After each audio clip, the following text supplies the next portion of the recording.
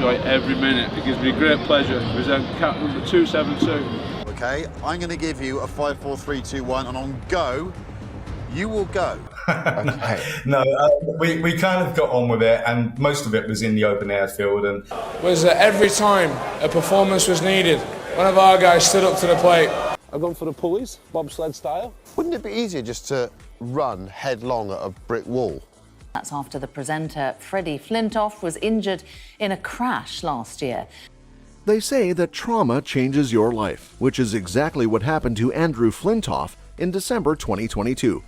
Filming an episode for Top Gear should have been a fun-filled and productive day, but all it did for Andrew and his family was to bring them face-to-face with the realization how fragile life is, and how the best-laid plans can unravel in the blink of an eye. A life worth living. Andrew Freddie Flintoff is a jack of all trades. He is also the master of one, cricket. Flintoff played all forms of the game and was one of the sport's leading all-rounders, a fast bowler, middle-order batsman, and slip fielder. He was consistently rated by the ICC as being among the top international all-rounders in both ODI and Test cricket. A former international cricketer and head coach for the England cricket squad. Enjoy every minute. It gives me great pleasure to present cap number 272. Thinking I've just had a bobsled and I put the shell of a Sinclair C5 on top. Yes. Oh no, Christopher, we've done this properly.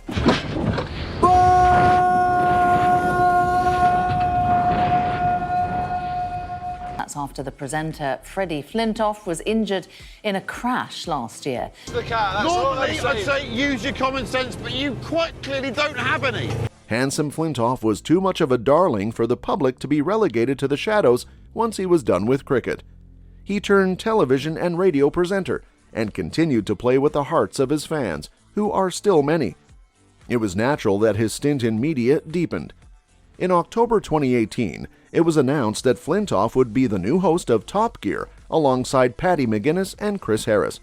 Filming for the 27th series of the BBC Two show began in early 2019 and first aired in June 2019.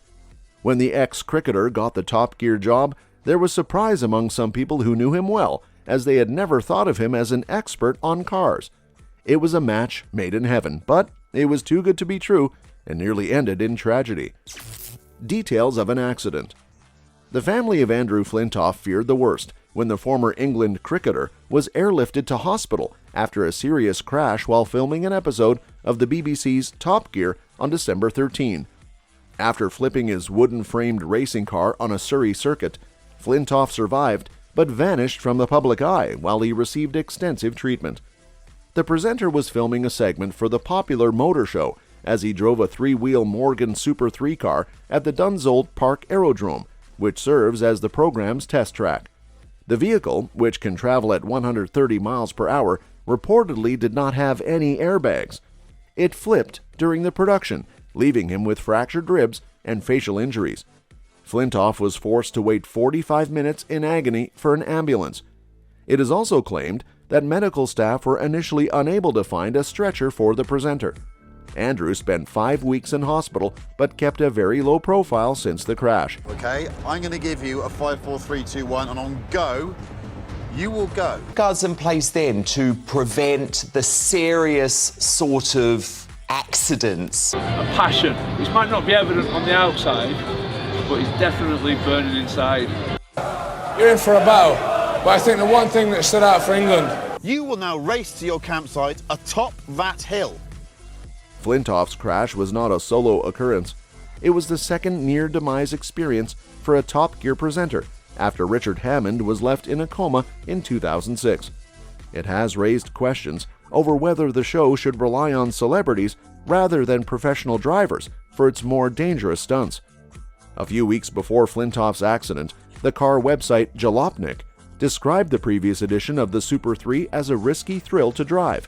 Not only that, but a source close to production alleged that crew members felt that insufficient checks had been put in place before the stunt began filming. Details of exactly what happened in the crash last December are few and far between.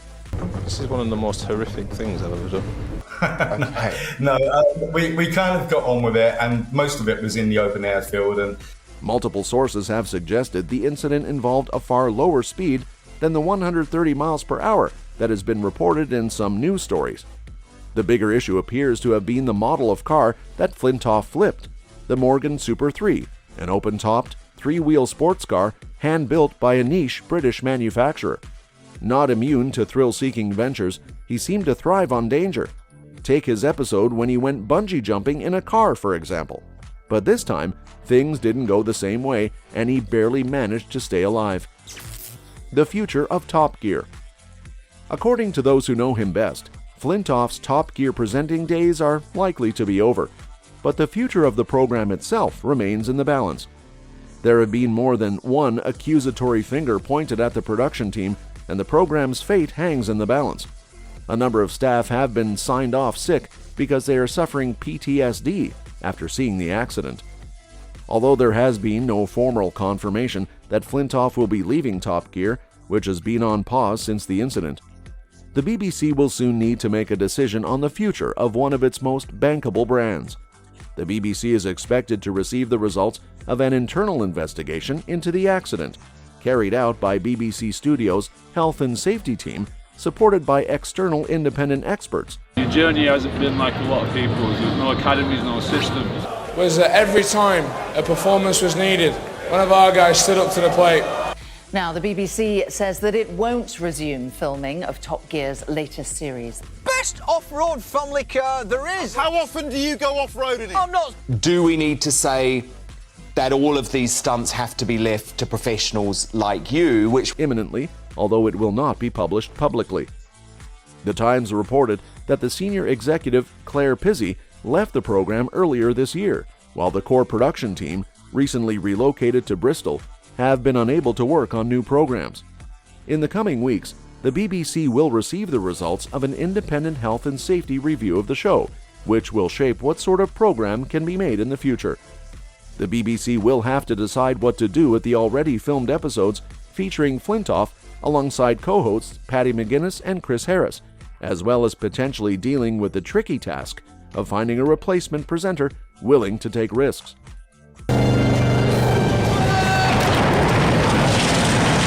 But they'll share the good times with you, the successes, as I found over the past few months.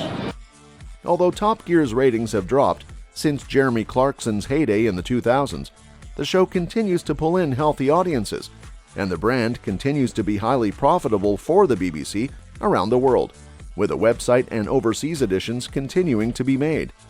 The program is made by BBC Studios, the BBC's commercial division, but is commissioned by the BBC's Public Service Wing, meaning the Director of Content, Charlotte Moore, will have the final say on its future format. Return of a surviving hero.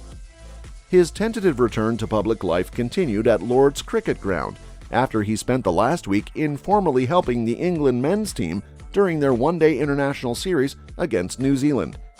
Taking part in warm-ups and bowling practice has given Flintoff, 45, a chance to be seen in public for the first time since his near-death crash last December. Wounds across his nose and chin remained clearly visible. David Bumble Lloyd, a former England cricketer, suggested Flintoff was being lined up for a permanent role on the England coaching staff, and he seems to have a point. It seems that after a decade away pursuing a career as a television presenter, Flintoff has been welcomed back into the sport that made him a household name. Working with the England squad has enabled him to manage his first public appearances. the show was nowhere near as popular, because the reason why people watch the show is because of celebrities doing crazy things. I've gone for the pulleys, bobsled style. Wouldn't it be easier just to run headlong at a brick wall? When you get this cap, this changes your life. It's one of them things that's before and after it. We promised him we'd fix it, we have, and now he gets to drive it. We can't do more than that. It's that you can try and limit it, you can try and govern it, you can try and contain it, yeah, but you'll never eradicate it. Giving him the confidence to show his face in public, and without having to subject himself to media interviews. It's rumored that Rob Key, England's director of cricket and an old friend of Flintoff, had gone out of his way to ease the former player into the coaching setup. Flintoff had been quietly put to work with England's under-19 players until he was ready to go public with the senior men's team. The gradual return required some subterfuge. During the fourth Ashes Test in July, the press box at Old Trafford Cricket Ground was packed with journalists watching England's attempt to beat Australia and the Manchester Rain. What the dozens of reporters didn't know, according to Lloyd, was that Flintoff had been smuggled into an office just 10 yards away from their seats, enabling old cricket friends to quietly slip off to say hello. One person who has seen Flintoff firsthand during the series against New Zealand suggested he had been inspirational, with the current squad asking him for advice before next month's Cricket World Cup. The players have loved him. He's a legend. They have all said that it's great having someone around the group who knows cricket so much and is a legend. It seems that Andrew has fans within the team already, and his sliding into a coaching role is already paved. On Friday, 8 September 2023, 9 months on from the crash, Flintoff's face injuries were seen for the first time during a public appearance. Flintoff has spoken out publicly for the first time since suffering the serious crash. He was pictured with cuts to his nose and under his lips as he wore sunglasses. He was filmed awarding an England cap to spin bowler Tom Hartley, which was then shared by the England and Wales Cricket Board on social media. He described his time after the car accident as the hardest he has faced in his life. We've seen specifically Freddie Flintoff, whose life seems to have been changed. It's been a great series. As I said, a roller coaster of emotions. Training is there, and indeed are some of the presenters encouraged to really go hell for leather and take risks? What exactly have you done to it? Well, we've taken all the windows out. Yeah, I've seen that. This still works, look. So not to lose the thrill of good presenters on there, sure. As he spoke during an England cricket event. In the clip, released by the England and Wales Cricket Board on social media, Flintoff told Hartley it was a day the player would remember for the rest of your life.